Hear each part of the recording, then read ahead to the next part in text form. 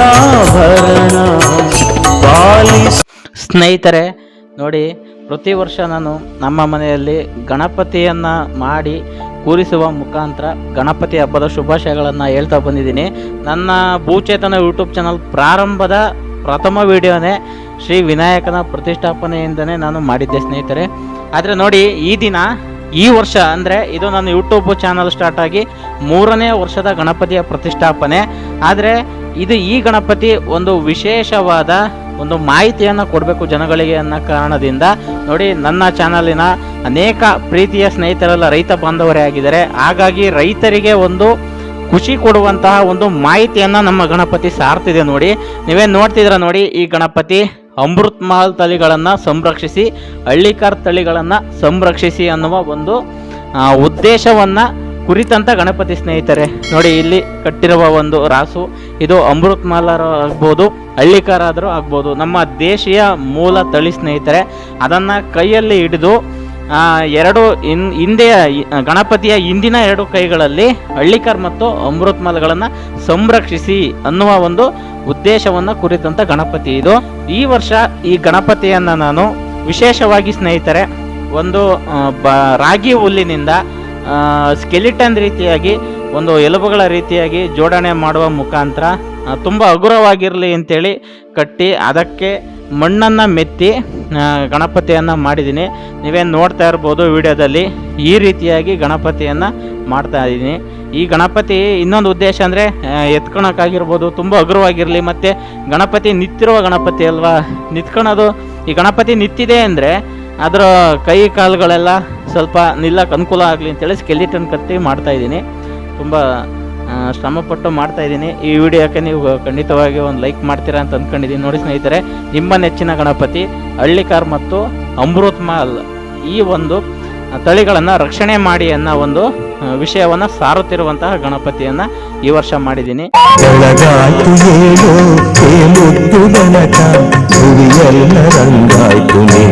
ಈ ವಿಡಿಯೋವನ್ನು ಸಂಪೂರ್ಣವಾಗಿ ನೋಡಿ, ಯಾವ ರೀತಿ ಗಣಪತಿ ಮಾಡಬಹುದು ಅಂತೇಳಿ ನಿಮಗೆ ನಾನು ತೋರಿಸ್ತಾ ಈ ಗಣಪತಿಯನ್ನು ಮಾಡ್ತೀನಿ. ನಿಮಗೆಲ್ಲ ಗೊತ್ತೇ ಇದೆ, ಹಳ್ಳಿಕಾರ್ ಮತ್ತು ಅಮೃತ್ ಮಹಲ್ ಈ ತಳಿಗಳು ಅಳಿವಿನ ಅಂಚಿಗೆ ಹೋಗ್ತಾ ಇದ್ದಾವೆ ಸ್ನೇಹಿತರೆ. ಕಾರಣ ಇಷ್ಟೇ, ಯಾವುದೇ ರೈತರು ಬೇಸಾಯ ಮಾಡ್ತಾ ಇಲ್ಲ, ಎಲ್ಲರೂ ಕೂಡ ಪವರ್ ಟಿಲ್ಲರ್, ಟ್ಯಾಕ್ಟ್ರಿ, ಎರ್ತ್ ಮೂವರ್ಸ್ ಈ ಥರ ಉಪಯೋಗ ಮಾಡಿಕೊಂಡು ಅನೇಕ ಯಾಂತ್ರಿಕ ಉಪಕರಣಗಳಿಂದ ರೈತರು ಜೀವನ ಮಾಡ್ತಿದ್ದಾರೆ, ಅದರಿಂದ ಕೃಷಿಯನ್ನು ಮಾಡ್ತಿದ್ದಾರೆ. ಆದರೆ ಈ ರೀತಿಯ ತಳಿಗಳನ್ನು ನಾವು ಸಂರಕ್ಷಣೆ ಮಾಡಲೇಬೇಕಾಗುತ್ತೆ. ಯಾಕಂದರೆ ಇವು ಮಾನವನಿಗೆ ತುಂಬ ಹತ್ತಿರವಾದ ಜೀವಿಗಳು, ದನಕರುಗಳು. ಮಾನವನ ಆಶ್ರಯ ಇಲ್ಲ ಅಂದರೆ ಅವುಗಳು ಜೀವನ ಮಾಡೋಕ್ಕೆ ತುಂಬ ಕಷ್ಟ ಆಗುತ್ತೆ. ಎಲ್ಲೆಂದರಲ್ಲಿ ಕಾಡಲ್ಲಿ ಜೀವನ ಮಾಡೋಕ್ಕಾಗಲ್ಲ. ಅವುಗಳಿಗೆ ನಾವು ಸರಿಯಾದ ಸಮಯಕ್ಕೆ ಹುಲ್ಲು ಕೊಡೋದಾಗಿರ್ಬೋದು, ಇಂಥವನ್ನೆಲ್ಲ ಮಾಡಬೇಕು. ಈಗ ನಾವು ಬೇಸಾಯ ಇಲ್ಲ ಅಂದರೂ ಪರವಾಗಿಲ್ಲ, ಅವುಗಳಿಗೆ ಒಂದು ಸೂರನ್ನು ಕೊಡಬೇಕಾಗತ್ತೆ. ಈಗ ನೀವೆಲ್ಲ ನೋಡಿದ್ದೀರ ನನ್ನ ಅನೇಕ ವಿಡಿಯೋಗಳಲ್ಲಿ, ನಮ್ಮ ರೈತರೆಲ್ಲ ಗಾಡಿ ರೇಸಿನ ಮುಖಾಂತರ ಸೂರನ್ನು ಕೊಟ್ಟಿದ್ದಾರೆ.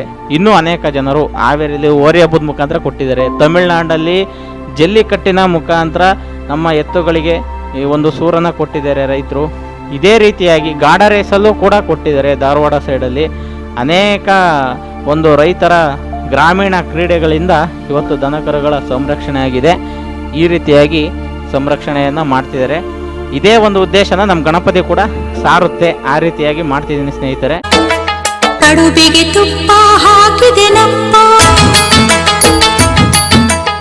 ನೋಡಿ, ಈ ಗಜಾನನ ಗಣಪತಿ ನಿಮಗೆಲ್ಲ ಗೊತ್ತು.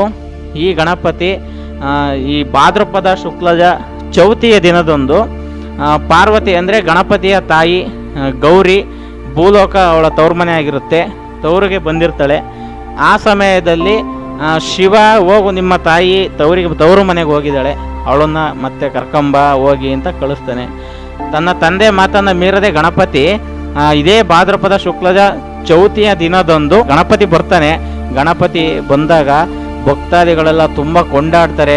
ತನ್ನ ತಾಯಿಯ ಮನೆ ಅಂದರೆ ಅಜ್ಜಿಯ ಊರಲ್ಲಿ ಅನೇಕ ಊಟ ಆಗಿರ್ಬೋದು, ಕಡುಬು, ಮೋದಕ, ಅನೇಕ ಊಟಗಳನ್ನು ತಿಂದು ಸಂತೃಪ್ತನಾಗ್ಬಿಡ್ತಾನೆ ಗಣಪತಿ, ಭೂಲೋಕದ ಊಟವನ್ನೆಲ್ಲ ತಿಂದು.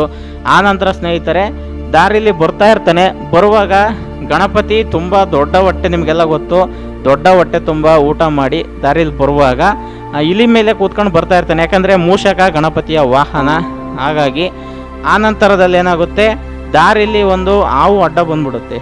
ಮೂಷಕ ಆ ಹಾವನ್ನು ನೋಡಿ ಗಾಬರಿಯಿಂದ ಓಡಲು ಶುರು ಮಾಡ್ತಾನೆ.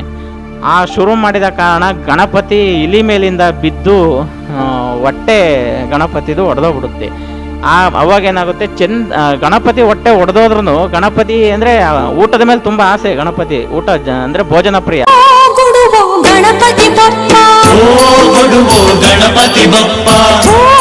ಇರೊಬ್ಬರ ಎಲ್ಲ ಊಟನೆಲ್ಲ ಮತ್ತೆ ಹೊಟ್ಟೆಗೆ ತುಂಬ್ಕೊಂಡು ಅಲ್ಲೇ ಸೈಡಲ್ಲಿ ಇದ್ದಿರ ಹಾವನ್ನು ಹೊಟ್ಟೆಗೆ ಬಿಗಿಯಾಗಿ ಕಡ್ಕೊಳ್ತಾನೆ ಗಣಪತಿ. ಇದನ್ನ ಚಂದ್ರ ಮೇಲಿಂದ ನೋಡಿ ನಗಾಡ್ಬಿಡ್ತಾನೆ. ಗಣಪತಿಗೆ ತುಂಬ ಕೋಪ ಬಂದ್ಬಿಡುತ್ತೆ ಸ್ನೇಹಿತರೆ. ಹಾಗಾಗಿ ಗಣಪತಿ ಚಂದ್ರನಿಗೆ ಶಾಪ ಹಾಕ್ಬಿಡ್ತಾನೆ. ನಾನು ನೋಡಿ ನಕ್ಕಿದೆಯಾ, ಅಪಹಾಸ್ಯ ಮಾಡ್ತಿದ್ಯಾ ನೀನು, ನಿನಗೆ ಇದೇ ನನ್ನ ಭಾದ್ರಪದ ಶುಕ್ಲಜ ಚೌತಿಯ ದಿನದೊಂದು ನಿನ್ನನ್ನು ಯಾರಾದರೂ ನೋಡಿದರೆ ಅವರಿಗೆ ನಾನು ಅಂದರೆ ಕಾಡ್ತೀನಿ ಅನ್ನೋ ರೀತಿಯ ಒಂದು ಶಾಪ ಕೊಡ್ತಾನೆ. ಭಾದ್ರಪದ ಶುಕ್ಲದ ಚೌತಿಯಂದು ಚಂದಿರನ ನೋಡಿದರೆ ಚಂದ್ರ ಅವಾಗ ಇಲ್ಲ ತಪ್ಪಾಯಿತು, ನಾನು ಈ ಥರ ಮಾಡಬಾರ್ದಿತ್ತು, ಶಾಪ ವಿಮೋಚನೆ ಮಾಡು ಅಂತ ಹೇಳ್ತಾನೆ.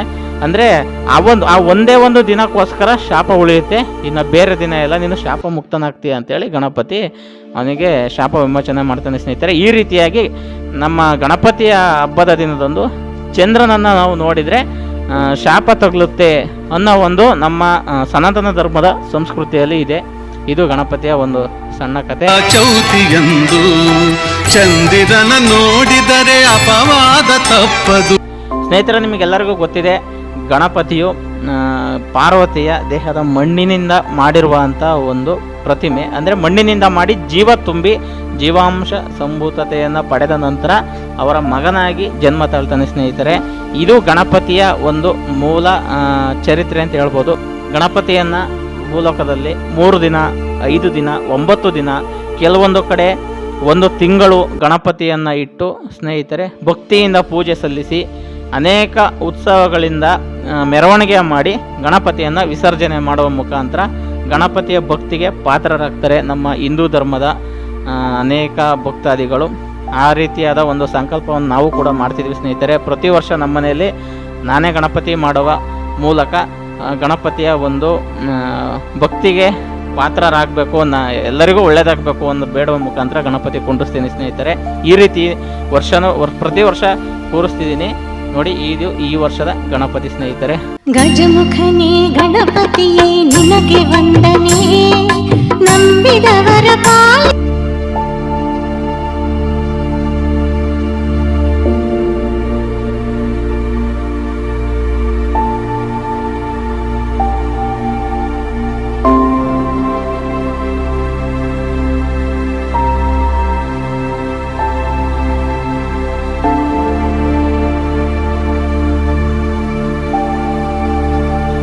ನೋಡಿ, ನೀವೇನು ನೋಡ್ತಿದ್ರಲ್ಲ, ಅಮೃತ್ ಮಹಲ್ ಸಂರಕ್ಷಣೆ ಮಾಡುವ, ಹಳ್ಳಿಕಾರ್ ಸಂರಕ್ಷಣೆ ಮಾಡುವಂತಹ ಗಣಪತಿಯನ್ನು ಈ ವರ್ಷ ಮಾಡಿದ್ದೀನಿ. ಈ ಗಣಪತಿ ನಿಮ್ಮೆಲ್ಲರಿಗೂ ಆರೋಗ್ಯ ಐಶ್ವರ್ಯವನ್ನು ಕೊಟ್ಟು ಕಾಪಾಡಲಿ. ಮತ್ತು ಅದೇ ರೀತಿಯಾಗಿ ಗಣಪತಿ ದೇವರಲ್ವ, ದೇವರೇನಾರು ಒಂದು ಹೇಳಿದರೆ ಭಕ್ತರು ಕೇಳ್ತಾರಲ್ವ. ಹಾಗಾಗಿ ಗಣಪತಿಯ ಮಾತನ್ನು ದಯವಿಟ್ಟು ಫಾಲೋ ಮಾಡಿ. ಹಳ್ಳಿಕಾರ್ ಮತ್ತು ಅಮೃತ್ ಮಹಲ್ ಎತ್ತುಗಳ ಸಂರಕ್ಷಣೆಯನ್ನು ಖಂಡಿತವಾಗಿಯೂ ನೀವು ಮಾಡಲೇಬೇಕು ಅಂತ ನಾನು ಕೇಳೋಕ್ಕೆ ಇಷ್ಟಪಡ್ತೀನಿ ಸ್ನೇಹಿತರೆ.